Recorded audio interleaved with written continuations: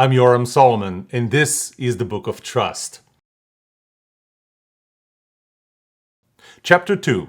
Who Needs Trust? My parental grandparents lived in Yafo, an old suburb of Tel Aviv in Israel. They moved there to be close to my father, their youngest son, who took care of them, and that's where we lived. They had a small yard next to their single-story house, which was uncommon in that area of Israel where most lived in multi-family apartment buildings, as we did. On Friday afternoons, my mother would leave my little sister and I at our grandparents' house as she helped my father close his clockmaker shop for the weekend. We loved being at our grandparents' backyard, playing with everything we could find there, building things from pieces of wood, and most of all, picking guavas from the guava tree that were growing over there. The trees were old, but the guavas were very good. There's no doubt that the only useful thing from those trees was the guava fruit that grew on it. If I had asked you today, what would you say was more important, the guava fruit or the roots of those trees? We rarely think of trust as something important by itself. We think about the value of innovation, productivity, creativity, and many other fruits of that tree whose roots are, you guessed it, trust. So, what's more important, innovation or trust? Productivity or trust? Profitability or trust? I hope that this book will answer this question clearly. The most important quality. If you were to ask a Boy Scout about the Scout law, the first word they would say after saying a Scout would be trustworthy. That's the first of 12 qualities of a Scout, followed by loyal, helpful, friendly, courteous, kind, obedient, cheerful, thrifty, brave, clean, and reverent. The Boy Scout law further explains that a Scout's honor is to be trusted. If he were to violate his honor by telling a lie or by cheating or by not doing exactly a given task when trusted on his honor, he may be directed to hand over his Scout badge. Pretty severe consequence for not being trustworthy. In 2018, I decided to conduct a study to find out how important was it for people to be able to trust another person. In a brief pilot study, I asked a simple question. What is the most important quality for you in other people? The question was open-ended, and I captured everything that the respondents said. I triggered their thinking by suggesting 6 types of people roles to consider when answering. Those were your colleague, your boss, your employee, a salesperson trying to sell you something, your government representative, and your spouse. Answered varied across a very wide range of qualities, including intelligence, integrity, benevolence, consistency, kindness, humility, and many more. I consolidated relatively similar words that originated from the same source of quality, and prioritized the responses to get a finite set of 5 qualities. The willingness to work hard, the willingness to take risk, trustworthiness, intelligence, and good looks. I know, good looks.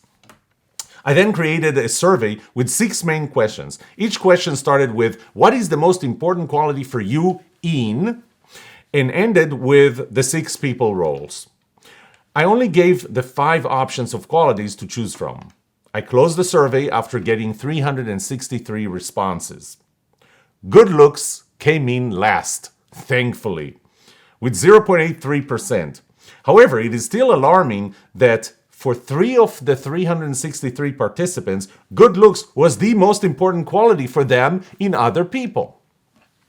While I included the question in further studies that focused on trust, the first study is probably the most reliable one, as the participants didn't know that I was trying to understand or study trustworthiness, whereas in later studies, they all knew that that's what I'm studying, and therefore I expected the results to be skewed from the original study in favor of trustworthiness, and they were. While 0.83% stated that good looks was the most important quality for them in another person, trustworthiness was the most important quality to 61.12% of the participants. The second most important quality was the willingness to work hard, followed by intelligence, willingness to take risk, and of course, good looks. Trustworthiness was much more important to the participants in our study, more than the other four qualities combined. The leadership failure. But wait, it gets better, or worse actually. You may think that with 61.12% of all participants, trustworthiness would be the most important quality in all 6 types of roles, but it wasn't. Trustworthiness was the most important quality in only 5 of the 6. In one of the 6, trustworthiness was not the most important quality. Would you care to guess which one? Employee. That makes it a leadership problem. When asking leaders what was the most important quality for them in their employees, they ranked the willingness to work hard as the most important quality, 47.5% of the time. Trustworthiness only came in second, with 39% of the time. For every 4 leaders who ranked trustworthiness as the most important quality in their employees, there were 5 who ranked the willingness to work hard as the most important quality. Oh, and leaders ranked intelligence as a desirable quality in an employee lower than any other type of study participant, 6.6%. As Henry Ford once said, why is it that every time I ask for a pair of hands, they come with a brain attached? It was 2018 when I discovered this and decided to call it the leadership failure. Why is it important, though?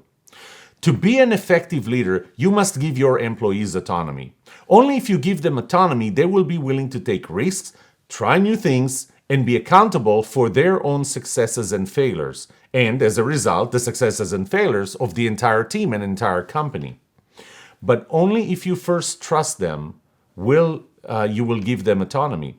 If you don't trust them, you will obviously not give them that autonomy. However, as the study shows, you don't care about their trustworthiness. And if you don't care about their trustworthiness, you would not be willing to trust them. And if you don't trust them, they will not be willing to take risks. Instead of taking risks, they will focus on covering their asses, CYA. At the same time, when I asked employees what was the most important quality for them in their bosses, 59% said it was trustworthiness, followed by 21% stated that the most important quality in their bosses was their willingness to take risks, the boss. How should you interpret that? Employees like to get autonomy from their leaders. They recognize the fact that for their bosses to give their autonomy, their bosses must be willing to take risks. I should make an exception here. Not all employees want autonomy. In a study conducted in the Liverpool Hope University School of Business in 2014, 78% of employees said that work autonomy was important to them. That study showed that autonomy had a strong positive effect on creativity and productivity. However, you can infer from the results that 22% of the employees did not perceive autonomy as important to them or simply didn't want it. While employees ranked the willingness of their leaders to take risks as the most important quality 21% of the time, leaders only ranked their employees' willingness to take risks as the most important quality only 7% of the time. For every 3 employees who wanted their leader to be willing to take risks, there was only 1 leader who wanted the employee to be willing to take risks. A huge gap. A 3-to-1 ratio. Your employees want to trust you, and it is important to them that you are trustworthy. They want you to give them autonomy, and they want you to be willing to take risks much more than you're willing to give them the autonomy or like them to take risks. Constructive disagreement. As part of my doctoral research in 2008 through 2010, I found positive team dynamics to be critical to innovative and productive culture. I further found that positive team dynamics boil down to one element: the ability to hold constructive disagreement. There are three types of disagreements: the politically correct disagreement, the constructive disagreement, and the destructive disagreement. The politically correct disagreement often leads to avoiding disagreements altogether. When people hold the meeting before the meeting after the meeting, just not the meeting during the meeting. The destructive disagreement quickly turns personal and therefore becomes emotional and irrational. It stops being about ideas and becomes a clash of personalities. It's not that your idea is stupid, you are stupid. Needless to say that neither of those two types of disagreement are productive or will contribute to the organization's success. In 2018, I conducted another study correlating the ability and willingness to hold constructive disagreement to the level of trust in the team. My findings confirmed what I had originally suspected. In high-trust teams, 94% of the members reported that they could disagree without letting that disagreement become personal, or even passionately disagree while remaining friends. They disagreed with being disagreeable. Only 6% of them reported that disagreements were unproductive and that they didn't feel comfortable disagreeing, or that they tried to avoid disagreements altogether. On the other hand, in a low-trust team, as many as 61% of the members reported those negative feelings, 10 times more than in high-trust teams. Furthermore, the average score on a scale of 1 to 5, with 1 being lowest and 5 highest, the willingness to hold constructive disagreement was 3.24 in high-trust environments, 64% higher than the 1.98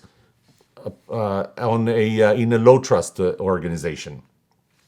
As I analyzed the elements that allowed teams to hold constructive disagreement, as described to me by participants in the study, I found three: the willingness to be vulnerable with one another, ask stupid questions, and suggest stupid ideas; the willingness to provide direct and honest feedback; the willingness to be receptive to such feedback; and therefore, not surprisingly, as shown in the following chart, the willingness to be vulnerable was 240% higher, the willingness to provide direct feedback was 106% higher, and the receptivity to such feedback was 76% higher in high-trust teams than in low-trust teams.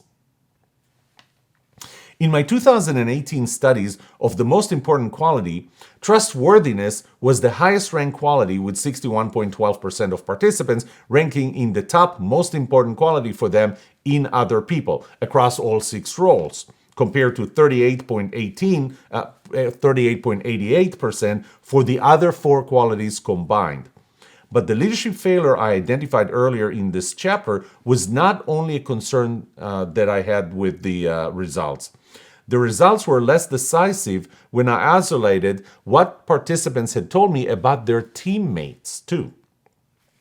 While still in first place, only 49.2% of participants ranked trustworthiness of their peers as the most important quality, as opposed to 61.12% in general, followed by 33.9% for willingness to work hard, compared to 30.1% of workplace average and 19.8% overall.